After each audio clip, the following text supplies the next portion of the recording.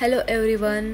शारदीय नवरात्रीत माता दुर्गेच्या 9 रूपांना हे काही पदार्थ आहेत, तर ते पदार्थ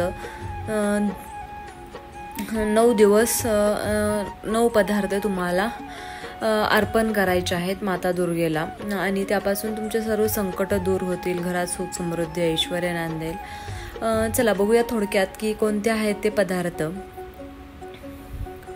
पितृपक्ष संपताच शारदीय नवरात्र सुरू होते. यंदा 3 ऑक्टोबरला नवरात्र साजरी केली जाणार आहे, सुरू होणार आहे. शारदीय नवरात्रीचा उत्सव माता दुर्गेला हा समर्पित आहे. नवरात्रीत 9 दिवस माता दुर्गेच्या 9 रूपांची पूजा केली जाते. या दिवसामध्ये देवीची मनोभावे पूजा केल्यास सर्व संकट दूर होतात आणि मनोकामना पूर्ण होतात. देवींना शारदीय नवरात्रीमध्ये 9 देवींना आवडते नैवेद्य अर्पण केल्यास माता प्रसन्न होते. बघूया आता कोणते भोग आपल्याला अर्पण करायचे आहेत. पहिल्या दिवशी शारदीय नवरात्रीच्या पहिल्या दिवशी आपल्याला शैलपुत्री देवीची पूजा करण्याची परंपरा आहे. गाईच्या तुपापासून बनवलेला हलवा आणि रबरी आई शैलपुत्रीला अर्पण करायचं आहे. दुसरा दिवस शारदीय नवरात्रीचा दुसरा दिवस ब्रह्मचारिणी मातेला समर्पित आहे. ब्रह्मचारिणी नैवेद्यात साखर आणि पंचामृत या गोष्टींचा समावेश करायचा आहे. यामुळे व्यक्तीला दीर्घायुष्याचे वरदान मिळतं. तिसरा दिवस शारदीय नवरात्रीचा तिसरा दिवस चंद्रघंटा मातेला समर्पित आहे.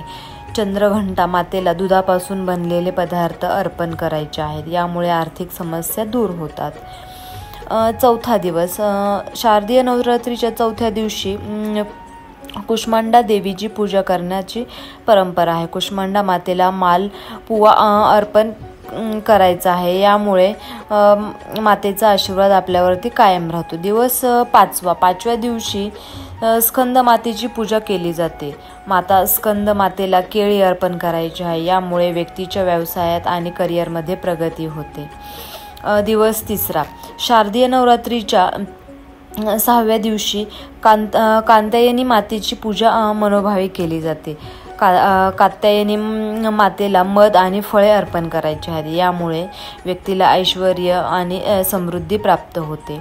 दिवस 7वा नवरात्रीच्या 7व्या दिवशी शारदीय माता कालरात्रीला समर्पित केली जाते. कालरात्रीला गुळापासून बनलेले पदार्थ अर्पण करायचे आहेत. यामुळे सर्व संकट दूर होण्यास मदत होते. दिवस 8वा शारदीय नवरात्रीच्या 8व्या दिवशी महागौरीला नारळ अर्पण करायचा आहे.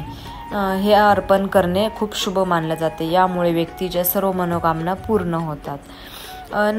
दिवस 9वा शारदीय नवरात्रीच्या 9व्या दिवशी सिद्धिदात्री मातेची पूजा केली जाते. माता सिद्धिदात्रीला पुरी, खीर किंवा हलवा अर्पण करायचा आहे. यामुळे तुमच्यावर माता देवीचा आशीर्वाद हा कायम राहील. तर अशा प्रकारे आपण हा थोडक्यात 9 दिवसांचे 9 पदार्थांचा व्हिडिओ बघितला आहे. कोणते पदार्थ अर्पण केल्याने काय होईल. व्हिडिओ जर हा तुम्हाला आवडला असेल तर लाईक करा. चॅनलवर नवीन असा तर सबस्क्राईब करायला विसरू नका.